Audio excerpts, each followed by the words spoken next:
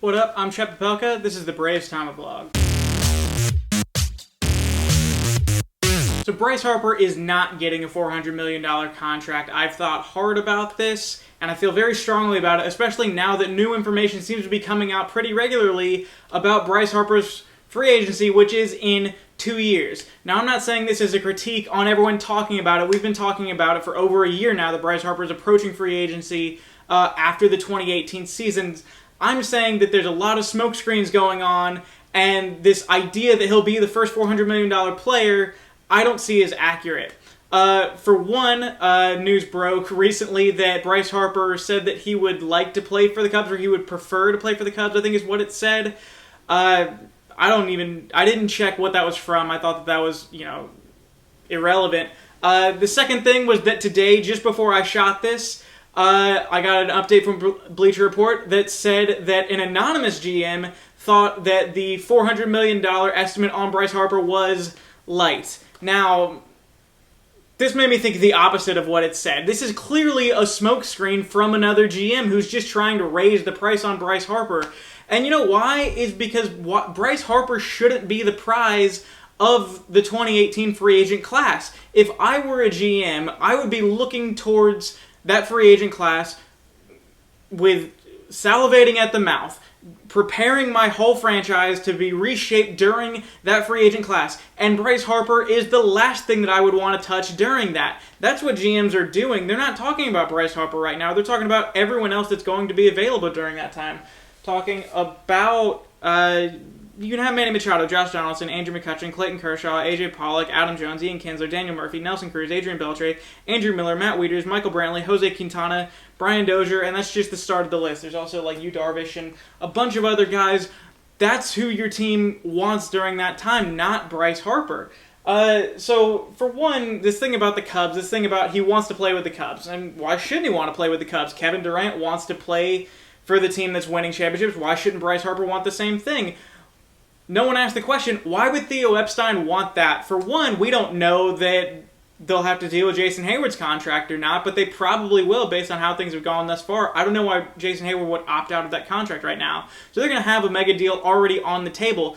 Second of all, Theo Epstein's going to have mega deals on his mind a lot over the next 3 or 4 years. I don't think Bryce Harper is going to be one of those that it's on his mind. He's got to worry about locking down his own team. Chris Bryant, the shortstop. Javier Baez is going to need a deal of some kind. Kyle Schwarber, they don't know what to do with. Now they have Ian Happ. Now they have Eloy Jimenez coming up. Not to mention that Ben Zobrist is under contract for 3 more years. Albert Almora is doing a perfectly fine job. They could use a center fielder, which Bryce Harper is not.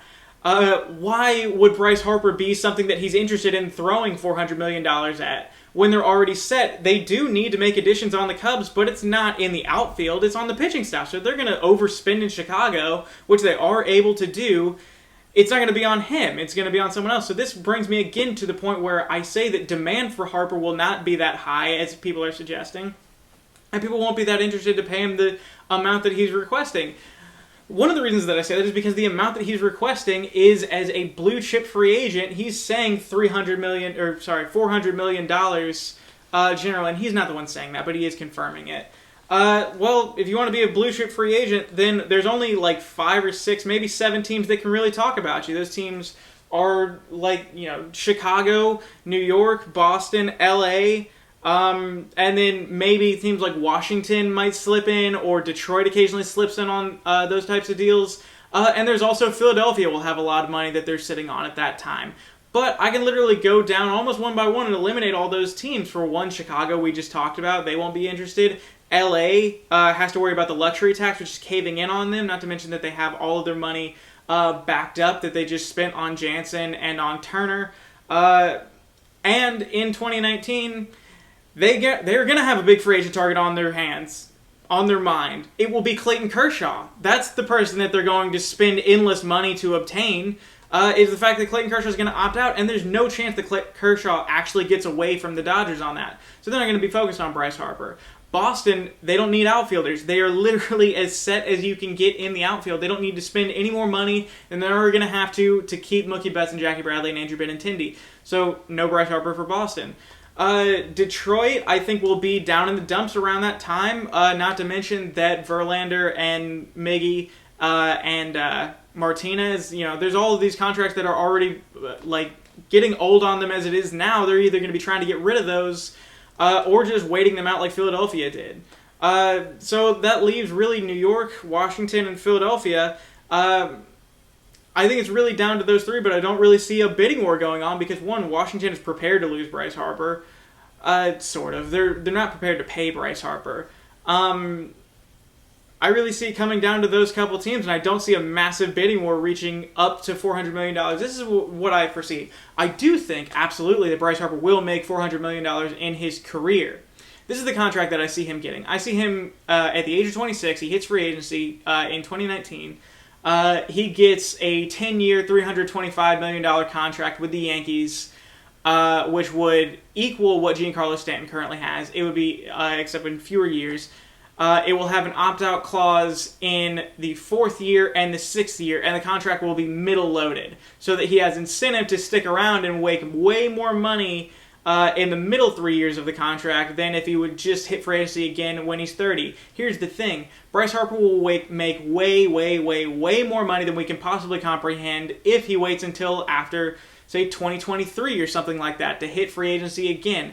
If he waits 4 years after his next contract, when he'll be 30 years old, he'll make another contract, probably that time around $400 million, but not the first time because no one's going to want to do that. I'm a Braves fan. And so, yes, am I absolutely looking forward to that free agent class and the possibility of just all kinds of stuff that you can do? Yes, I am. Am I thinking about Bryce Harper? Not in the slightest bit. One, they can't afford him, and they don't need him. That's the thing that baseball GMs are slowly starting to adapt to. And it's the thing that baseball fans are starting to admit is that free agent acquisitions don't win you World Series. And when they do, it's not Bryce Harper's. It's Ben Zobrist. You know, it's the guys like that, which there are going to be a ton of available in this free agent class. So the team, you don't sign a big free agent if you're a World Series champion. Why would you do that? You sign it when you're on the cusp of a championship run. And if you're on the cusp of a championship run, you don't need Bryce Harper. You need Daniel Murphy. You need Andrew Miller, Matt Wieters. These are the kinds of guys that teams like that will be signing around that time.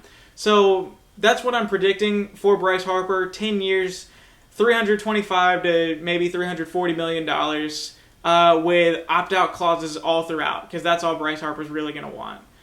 So that's how I'm feeling about this. I really appreciate you guys watching. I'm Shep Papelka. This is the Braves TomaBlog. Really hope you enjoyed. Go Braves.